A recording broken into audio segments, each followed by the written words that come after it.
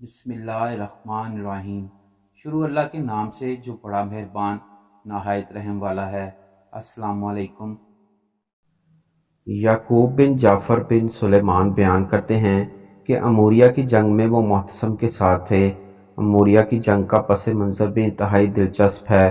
ایک پردہ دار مسلمان خاتون اموریہ کے بازار میں خریداری کے لیے گئی۔ ایک عیسائی دکاندار نے اسے بے پردہ کرنے کی کوشش کی اور خاتون کو ایک تھپڑ رسید کیا۔ لونڈی نے بے بسی کے عالم میں پکارا، واہ معتصمہ، اے معتصم میری مدد کے لیے پہنچو۔ سب دکاندار ہنسنے لگے، اس کا مذاق اڑانے لگے کہ سینکڑوں میل دور سے معتصم تمہاری آواز کیسے سنے گا۔ ایک مسلمان یہ منظر دیکھ رہا تھا۔ اس نے خود کلامی کے انداز میں کہا، میں اس کی آواز کو معتصم تک پہنچاؤں گا۔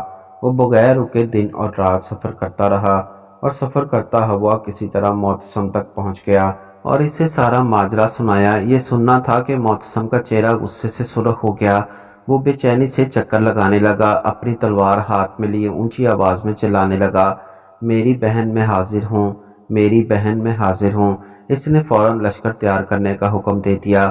مسلمانوں کی آمد سے خوفزدہ ہو کر گھروں میں قلعہ بند ہو کر بیٹھ گئے۔ ایک بدبخت رومی ہر روز فصیل پر نمودار ہوتا اور رسول اللہ صلی اللہ علیہ وآلہ وسلم کی شان میں گستاخی کرتا۔ مسلمانوں میں شدید اشتعال پھیل گیا۔ وہ اتنے فاصلے پر تھے کہ مسلمانوں کے تیر وہاں تک نہ پہنچ پاتے۔ مجبوراً اسے اس کے انجام سے دوچار کرنے کے لیے قلعہ فتح ہونا کا انتظار کرنا پڑا، جبکہ مسلمانوں کی خواہش تھی کہ اسے ایک لمحے سے پہلے جہنم رسید کر دیا جائے۔ یعقوب بن جعفر کہنے لگے، انشاءاللہ میں اسے واصل جہنم کروں گا۔ انہوں نے ایسا تیر مارا جو سیدھا اس کی گردن میں لگا اور جہنم واصل ہو گیا۔ مسلمانوں نے بلند آواز سے اللہ اکبر کہا اور ان میں خوشی کی لہر دوڑ گئی۔ معتصم بھی بہت خوش ہوا۔ اس نے کہا، تیر مارنے والے کو میرے پاس لایا جائے۔ یعقوب بن جعفر معتصم کے پاس پہنچے تو اس نے کہا، گستاخ رسول کو جہنم رسید کرنے کے عمل کا ثواب مجھے فروخت کر دیں۔ میں نے کہا، امیر المومنین ثواب بیچا نہیں جاتا۔ وہ کہنے لگے، آپ آمادہ ہوں تو میں 1,00,000 درہم دینے کے لیے تیار ہوں۔ میں نے کہا، میں ثواب نہیں بیچوں گا۔ اس نے مجھے 5,00,000 کی پیشکش کر دی۔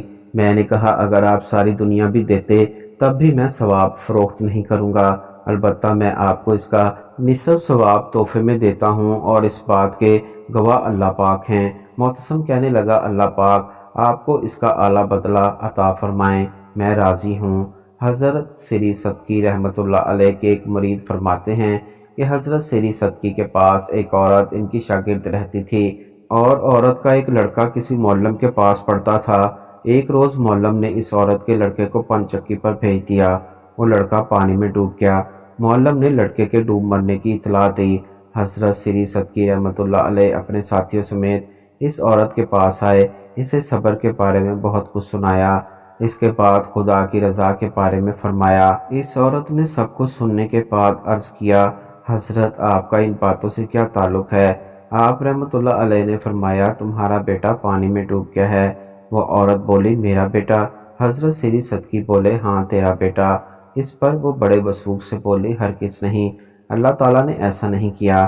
حضرت سری صدقی رحمۃ اللہ علیہ بولے، اس میں کوئی شک نہیں ہے، تمہارا بیٹا واقعی ہی ڈوب گیا ہے۔ وہ بولی، اگر فی الواقعہ یہ بات درست ہے تو آپ مجھے اس موقع پر لے چلیں۔ اس پر حضرت سری صدقی رحمۃ اللہ علیہ اور ان کے ساتھی اس عورت کو لے کر نہر پر گئے اور بتایا کہ تمہارا بیٹا اس جگہ ڈوبا ہے۔ اس پر اس عورت نے اپنے بیٹے کا نام لے کر اسے پکارا، بیٹا محمد۔ اسے فوراً ہی اپنے بیٹے کی جانب سے جواب ملا، اماں میں یہاں پانی میں ہوں۔ یہ سن کر وہ عورت پانی میں اتری اور اپنے بیٹے کا ہاتھ پکڑ کر پانی سے باہر لے آئی، پھر اسے لے کر اپنے گھر چلے گئی۔ اس عجیب و غریب واقعے پر حضرت سری صدقی رحمۃ اللہ علیہ نے حضرت جنید کی طرف توجہ فرمائی اور عرض کیا، یہ کیا قصہ ہے؟ حضرت جنید رحمۃ اللہ علیہ نے فرمایا، یہ عورت احکام الہی کے حلیے سے اپنے آپ کو آراستہ اور پیراستہ رکھتی ہے۔